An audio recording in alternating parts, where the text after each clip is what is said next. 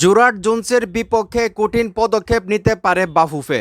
জুরাট জোন্সকে আপনারা সবাই চিনেন, উনি হলেন অনূর্ধ্ব-20 দলের কোচ, যিনি আজকে কিন্তু ফেসবুকে আইসা অনেক কান্নাকাটি করছেন, বাফুফের দিকে আঙ্গুল তুলছেন।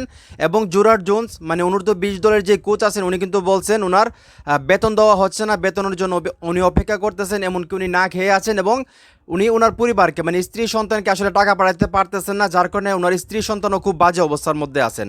তো এই বিষয়টা নিয়ে কিন্তু আসলে সামাজিক যোগাযোগ মাধ্যমে কিন্তু অনেক ট্রোলিং হইতেছে, অনেক সমালোচনা হইতেছে যে একজন কোচ যিনি বাংলাদেশকে আসলে খেলা শেখানোর জন্য আসছেন, বাংলাদেশের ফুটবলারদেরকে অনূর্ধ্ব-20 দলের, তাকে আসলে স্যালারি দেওয়া হচ্ছে না, উনি না খেয়ে আছেন, ওনার পরিবার আসলে খুব কষ্টে আছে টাকার জন্য।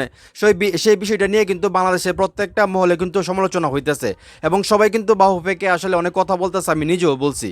তো এখন আসলে যে জিনিসটা সামনে আসলো, ইমরান হোসেন তুষার ভাই উনি হলেন সাধারণ সম্পাদক বাফুফের, উনি যে কথাটা বলতেছে সেই কথাটা আমি আপনাদের সামনে তুলে ধরি। জুরাডের সাথে আমাদের চুক্তি 10 তারিখের মধ্যে তার অ্যাকাউন্টে বেতন চলে যাবে। তার মন্তব্য, নিয়মের বরখেলাপ, বাফুফে তার ব্যাপারে ব্যবস্থা নেবে। মানে জুরাড জোন্সের সঙ্গে যে চুক্তি, সেই চুক্তিতে উল্লেখ করা আছে যে প্রতি মাসের 10 তারিখের মধ্যে ওনার অ্যাকাউন্টে টাকা ঢুকে যাবে। তো সেই ক্ষেত্রে আজকে সম্ভবত 10 তারিখ, আজকে হয়তো ওনার অ্যাকাউন্টে টাকা ঢুকে নাই, এই জন্য মনে হয় আসলে উনি এইভাবে রিয়েক্ট করছেন সম্ভবত আর কি। তো উনি যেটা বলতেছেন, তার মন্তব্য, নিয়মের বরখেলাপ, বাফুফে তার ব্যাপারে ব্যবস্থা নেবে। মানে যেহেতু 10 তারিখ টাইমলাইন ছিল, আমি মনে করি আজকে পর্যন্ত অপেক্ষা করা দরকার ছিল ওনার অ্যাকাউন্টে টাকাটা ঢুকে কিনা, বিশেষ করে ব্যাংক আওয়ার পর্যন্ত ওনার অপেক্ষা করা দরকার ছিল। তো আসলে কি বলবো, জুরাট জোন্স উনি একজন বাংলাদেশের অনূর্ধ্ব-20 দলের কোচ, যে দলটা আসলে আর কিছুদিন পরে মানে এশিয়ান কাপ বাছাই পর্বে মানে খেলবে তারা।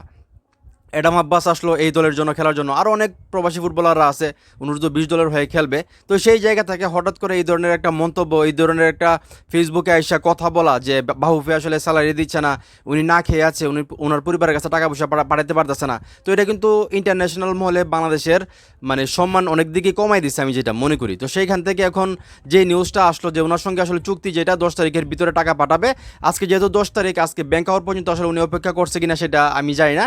তো সেইখান থেকে আসলে কি বলবো, তো যাই হোক, বাফুফেকে রিকোয়েস্ট করবো ভাই ওনার অবস্থাটা একটু চিন্তা করেন, উনি কোন অবস্থার মধ্যে আছে, উনি তো আসলে নিজের দেশে নেই, বাংলাদেশে আছে, উনি আমাদের মেহমান, ওনার মানে সে বেশাবা যেটাকে বলে সেটা আমাদের দেখা উচিত।